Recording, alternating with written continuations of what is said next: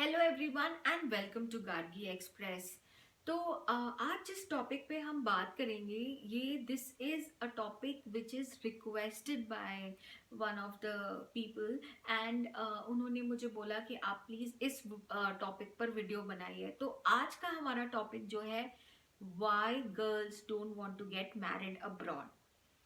So I know that there are many who want to get married abroad, but also there are many that those who don't want to get married abroad. So let us see what are the reasons and what can be the reasons why girls don't want to get married abroad. तो अगर हम देखेंगे actually जो मैं आपको सबसे first reason जो है वो मैं आपसे डिस्कस करती हूँ कि बाहर जो है वो लाइफ एक्चुअली इजी दिखती है but it is not that easy. You really have to work hard. क्योंकि आप देखिए जैसे डोमेस्टिक हेल्प नहीं होती है, बहुत सारी कंट्रीज में डोमेस्टिक हेल्प आपको मिल जाती है, बट बहुत सारी कंट्रीज में ऐसा है जहाँ डोमेस्टिक हेल्प जो है वो बहुत एक्सपेंसिव है या होती ही नहीं है। So that in that case आपको एक्चुअली जिनको आदत होती है डोमेस्टिक हेल्प की उनको हेल्प नहीं मिल पाती है। तो वो एक प्रॉब्लम जो है वो कई बार फेस करना पड़ता है। दूसरी बात यह है कि मान लीजिए आप अगर जाते हैं किसी फॉरेन कंट्री में, तो क्या होता है आप जैसे पहले ही होम कंट्री में अगर जॉब कर रहे हैं और आप किसी और कंट्री में सेटल होने के लिए जाते हैं, तो it is not necessary that you will get a job over there only. क्योंकि क्या होता है कि अगर आपके पास परमिट नहीं है या वीज़ा नहीं है वैसा, तो आप जॉब नहीं कर सकते हैं। और इफ़ एट ऑल आप ट्राई करते हैं वीज़ा के लिए, परमिट के लिए, तो बहुत बार ऐसा होता है कि वो आपको इजीली मिलता भी नहीं है। तो इन टोटल क्या होता है कि उसके आफ्टर इफेक्ट्स जो है ना वो बहुत ख़राब हो जाते हैं। तो इसीलिए अगर आपके पास जिनको जॉब करने की आदत है वो जॉब नहीं करते हैं तो वो भी एक प्रॉब्लम होता है। इसीलिए बहुत लोग जो है बाहर शादी करना नहीं चाहते हैं। देन मेरे को ऐसा लगता है कि जैसे अगर बहुत लोग ऐसे भी होते हैं जैसे सोचते हैं कि ठीक है शादी कर लेंगे, हम वहाँ बाहर जाके हम पढ़ लेंगे। लेकिन पढ़ना भी एक्चुअली इतना इजी नहीं है, क्योंकि देखो बहुत सारा जो है वो कॉस्ट इन्वॉल्व होता है बाहर। एक्सपेंसिव है पढ़ाई, प्लस उसके लिए आपको पहले से एग्जाम्स देने पड़ेंगे, बहुत सारा पेपर वर्क करना पड़ेगा। और उसके साथ साथ जो है परमिट मिलना, वैसे तो permit generally you get the permit, it is not like that that you will not get it, but in case if it is rejected, then it becomes difficult for the other person to adjust in those kind of situations. Then एक और चीज़ भी है, जैसे हमें ना बहुत easy लगता है बहुत लोगों को कि बाहर जाके सेटल होना बहुत इजी है वहाँ पे। फिर आप अगर ज़्यादा से ज़्यादा कोई बोलेगा तो बोल सकते हैं कि अरे एक दिन में तो आ ही सकते हैं, इमरजेंसी हो। लेकिन पॉइंट ये है कि अगर आप कहीं बाहर अब्रॉड सेटल होते हैं अपने होम कंट्री के, तो आप ज़्यादा से ज़्यादा साल में एक बार या 2 साल में एक बार होम कंट्री विजिट करते हैं। तो इट बिकम्स नो डाउट उन सब चीज़ों की आदत पड़ जाती है, लेकिन एक्चुअली क्या है कि वो डिफ़िकल्ट होता है। तो वो किसी जो लोग इन चीज़ों को जानते हैं इसीलिए वो बाहर थोड़ा शादी करने से कतराते हैं कि ये सब प्रॉब्लम्स होंगी, तो इसलिए ना करें तो ज़्यादा बेटर है। दूसरी बात ये होती है कि जैसे आपके फ्रेंड्स हैं आपके होम कंट्री में, आप कभी भी उनको जाके मिल सकते हैं, कभी भी अपने रिलेटिव से मिल सकते हैं, या आप अपने हिसाब से देख सकते हैं आपको कैसे मैनेज करना है। अब अगर किसी फॉरेन कंट्री में आपके फ्रेंड्स और रिलेटिव्स हैं भी, तो आप उस तरीके से मिल नहीं सकते हैं उतना ईजीली। एंड दूसरी बात ये होती है कि ईजी हमको लगता है बट एक्चुअली उतना ईजी ऐसे होता नहीं है। तो आपको अप्रोक्सीमेटली एन ईयर आपको लगेगा कि आप फ्रेंड्स बनाएं। तो वो भी एक पॉइंट है कि कम से कम 1 साल तो लगता ही है फ्रेंड्स बनाने में।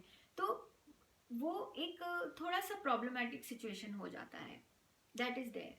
देन आप जैसे अपनी कंट्री में रहते हैं तो आपको अपने हिसाब का जैसे खाना खाने की आदत होती है, और जो लोग फूडी हैं उनको मतलब बहुत ही जायकेदार खाना खाने की आदत होती है। तो आपको एक आदत पड़ चुकी होती है। आप बाहर किसी भी कंट्री में जाएंगे तो आपको जैसे वहाँ डिफरेंट टाइप के डिफरेंट कंट्रीज के रेस्टोरेंट तो मिल जाएंगे, लेकिन एक आप फूड के उसमें एडजस्ट करना भी अपने आप में एक बहुत बड़ा एडजस्टमेंट होता है। तो that adjustment is there. So these things are there की जो थोड़ा सा चीज़ें डिफ़िकल्ट तो बना देती हैं। नॉट ओनली दैट, आपको बहुत सारी चीज़ों के साथ एडजस्ट करना पड़ता है, तो इनिशियली जो है इट कैन बी डिफ़िकल्ट। तो ये एक देखने वाली बात है।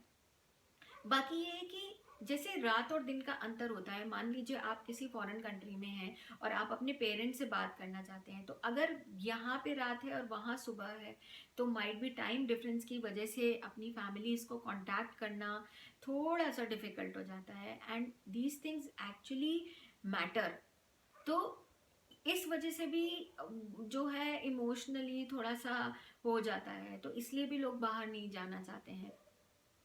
बाकी एक मैं आपसे एक वो कहना चाहूँगी कि जैसे हेल्प का आपको ज़रूरत है, मान लीजिए 1% को अगर आप शादी करके बाहर जाते हैं और आप कहीं गलत फंस गए हैं, तो उस केस में एक हेल्प जो आपके, अगर होम कंट्री में आप रहते हैं तो आपको हेल्प बहुत अच्छे से मिल सकती है। नो डाउट फॉरेन कंट्रीज में भी बहुत अच्छे लॉज हैं, हेल्प आपको मिल जाएगी, लेकिन प्रॉब्लम ये होती है कि आपके पेरेंट्स आपके पास में नहीं होते हैं, तो आपको डिफ़िकल्ट होता है उनको कम्युनिकेट करना, बताना। इन केस कुछ प्रॉब्लम हो जाए तो उतनी स्ट्रेंथ गैदर करके उस चीज़ के लिए अगेंस्ट फाइट करना जो है वो अपने आप में एक बहुत बड़ी बात हो जाती है। तो उस केस में डिस्टेंस एक्चुअली में मैटर करता है कि अगर आपको कुछ प्रॉब्लम हो गई है and now you want to sort it out and there, तो फिर आप कैसे उसके में जाएंगे। Also there is one more thing कि अगर आपके प्रॉब्लम हो गई है and you come in to your home country and you want to settle everything, तो that also becomes a problem because one person is outside the country, home country, outside the home country, and the other spouse is in the home country. So solving it legally also becomes a very big problem. तो इसलिए लड़कियां जो है वो थोड़ा सा hesitate करती हैं कि अगर बाहर ना शादी हो तो ज़्यादा बेटर है। ऑल्सो इस सारी सिचुएशन से जो है वो ये समझ में आता है कि आप कभी कभी इमोशनली जो है फ्रस्ट्रेटेड, या फ्रस्ट्रेटेड नहीं कहेंगे तो इमोशनली बहुत ही लो फील करते हैं इन सब चीज़ों की वजह से। क्योंकि क्या होता है कि आप जिस तरीके से आप रहते थे उस तरीके से सिचुएशन बिल्कुल चेंज हो गई है। अगर आप सिचुएशन का अडेप्ट भी कर लेते हैं ऑल ओवर, लेकिन तब भी it is difficult, it is not that easy. तो बाहर रहना जितना आपको लगता है कि ईजी है, इतनी अच्छी लाइफ है, इतना सब कुछ, नो डाउट वो चीज़ें रहती हैं, but at the same time it is very difficult also.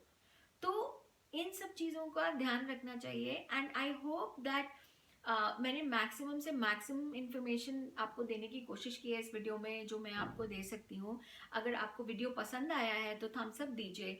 In case you like my channel then you can subscribe to my channel on YouTube, gargi_express. I am also present with the same name on Insta. Thank you so much. I will see you in my next video. Bye bye.